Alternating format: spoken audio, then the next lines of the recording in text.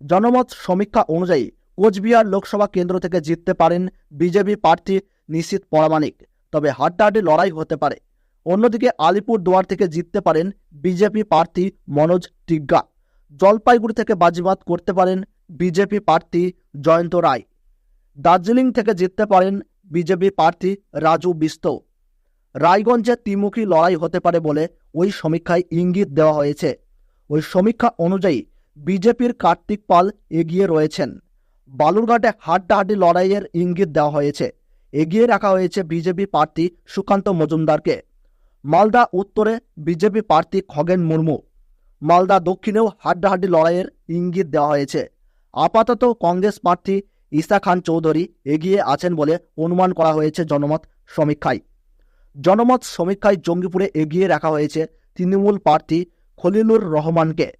বহরমপুর লোকসভা কেন্দ্রে প্রদেশ কংগ্রেস সভাপতি অধীর রঞ্জন চৌধুরীর অ্যাডভান্টেজ আছে, তিনি জিততে পারেন ওই আসন থেকে। মুর্শিদাবাদ থেকে তৃণমূল প্রার্থী আবু তাহের খান জিততে পারেন। কৃষ্ণনগরে হাড্ডাহাড্ডি লড়াই হতে পারে। একটু এদিক ওদিক হলেই ভোটের ফলাফল পাল্টে যাওয়ার সম্ভাবনা রয়েছে। তবে আপাতত বিজেপি প্রার্থী অমৃতা রায়কে এগিয়ে রাখা হয়েছে। জনমত সমীক্ষা অনুযায়ী রানাঘাট থেকে জিততে পারেন বিজেপি প্রার্থী জগন্নাথ সরকার। বনগাঁ থেকে জিততে পারেন বিজেপি প্রার্থী শান্তনু ঠাকুর। ব্যারাকপুর এবং দমদমে হাড্ডাহাড্ডি লড়াই হতে পারে। আপাতত যা ইঙ্গিত মিলেছে তাতে ব্যারাকপুর থেকে জিততে পারেন বিজেপি প্রার্থী অর্জুন সিং, আর দমদম থেকে জিততে পারেন তৃণমূল প্রার্থী সৌগত রায়।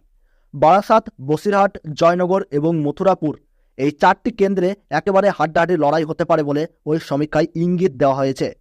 সমীক্ষা অনুযায়ী বারাসাতে জিততে পারেন তৃণমূল প্রার্থী কাকুলি ঘোষ দস্তিদার। বসিরহাটে জিততে পারেন তৃণমূল প্রার্থী হাজি নজরুল ইসলাম। জয়নগর এবং মথুরাপুরে শেষ হাসি হাসতে পারেন দুই তৃণমূল প্রার্থী প্রতিভা মণ্ডল এবং বাপি হালদার। জনমত সমীক্ষা অনুযায়ী ডায়মন্ড হারবার থেকে সহজেই জিততে পারেন তৃণমূলের সর্বভারতীয় সাধারণ সম্পাদক অভিষেক বন্দ্যোপাধ্যায়। যাদবপুরে ত্রিমুখী লড়াই হতে পারে। শেষ পর্যন্ত বাজিমাত করতে পারেন তৃণমূল প্রার্থী সায়নী ঘোষ। কলকাতা দক্ষিণে জিততে পারেন তৃণমূল প্রার্থী। কলকাতা উত্তরে হাড্ডাহাড্ডি লড়াই হতে পারে। জিততে পারেন তৃণমূল প্রার্থী সুদীপ বন্দ্যোপাধ্যায়। তৃণমূলের ঝুলিতে যেতে পারে হাওড়া, উলুবেড়িয়া এবং শ্রীরামপুর লোকসভা কেন্দ্র। ওই সমীক্ষা অনুযায়ী হাওড়া থেকে প্রসূন বন্দ্যোপাধ্যায় জিততে পারেন। সাজদা আহমেদ নিজের জয়ধারা অব্যাহত রাখতে পারেন উলুবেড়িয়া থেকে। শ্রীরামপুর থেকে জিততে পারেন কল্যাণ বন্দ্যোপাধ্যায়। হুগলিতে অবশ্য হাড্ডাহাড্ডি লড়াই হবে। আপাতত এগিয়ে আছেন বিজেপি প্রার্থী লকেট চট্টোপাধ্যায়। ওই সমীক্ষা অনুযায়ী আরামবাগ থেকে জিততে পারেন বিজেপি প্রার্থী অরূপকান্তি দিগর, তবে সেখানে হাড্ডাহাড্ডি লড়াই হতে পারে। তমলুক থেকে জিততে পারেন বিজেপি প্রার্থী অভিজিৎ গঙ্গোপাধ্যায়। কাঁথি থেকে জিততে পারেন সৌমেন্দু অধিকারী। ঘাটালে হাড্ডাহাড্ডি লড়াই হতে পারে। জিততে পারেন তৃণমূল প্রার্থী দেব, তবে বিজেপি প্রার্থী হিরণও কিন্তু পিছিয়ে নেই। ঝাড়গ্রামে হাড্ডাহাড্ডি লড়াই হতে পারে ওই সমীক্ষায় জানানো হয়েছে। জনমত সমীক্ষা অনুযায়ী ঝাড়গ্রাম থেকে জিততে পারেন বিজেপি প্রার্থী প্রণত টুডু। মেদিনীপুর থেকে বিজেপি প্রার্থী অগ্নিমিত্রা পাল জিততে পারেন। পুরুলিয়া এবং বাঁকুড়ায় হাড্ডাহাড্ডি লড়াই হতে পারে।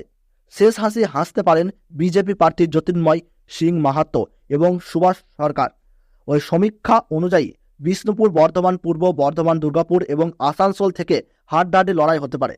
বিষ্ণুপুরে বিজেপি প্রার্থী সৌমিত্র খা জিততে পারেন।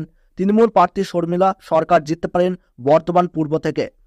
বিজেপি প্রার্থী দিলীপ ঘোষ ছিনিয়ে নিতে পারেন বর্ধমান দুর্গাপুর আসন। আর আসানসোল থেকে জিততে পারেন তৃণমূল প্রার্থী শত্রুঘ্ন সিনহা।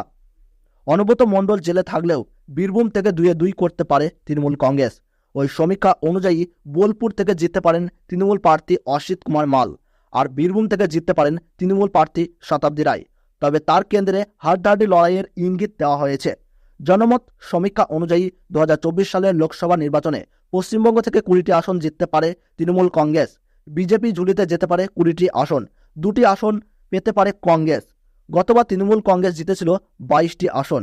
ওই সমীক্ষা অনুযায়ী এবার তৃণমূলের আসন সংখ্যা কমবে। গতবারের থেকে বিজেপির আসন সংখ্যা বাড়বে 2টি, আর কংগ্রেস 2টোই পাবে। শূন্য থাকবে বামেরা। ভিডিওটি ভালো লাগলে ছোট্ট একটি লাইক করবেন। আর বর্তমানে আপনি কোন জেলা থেকে এই ভিডিওটি দেখছেন, আপনার জেলাতে লোকসভা কেন্দ্রে কোন প্রার্থী এগিয়ে রয়েছে সেটা কমেন্ট বক্সে কমেন্ট করে জানাবেন এবং আমাদের এই ইউটিউব চ্যানেলে নতুন দর্শক হয়ে থাকলে পরবর্তী গুরুত্বপূর্ণ আপডেটগুলি পেতে হলে এখনই চ্যানেলটি সাবস্ক্রাইব করে পাশে থাকা বেল বাটনটি অল করে রেখে দেবেন। তাহলে সকলে ভালো থাকুন, সুস্থ থাকুন, ধন্যবাদ।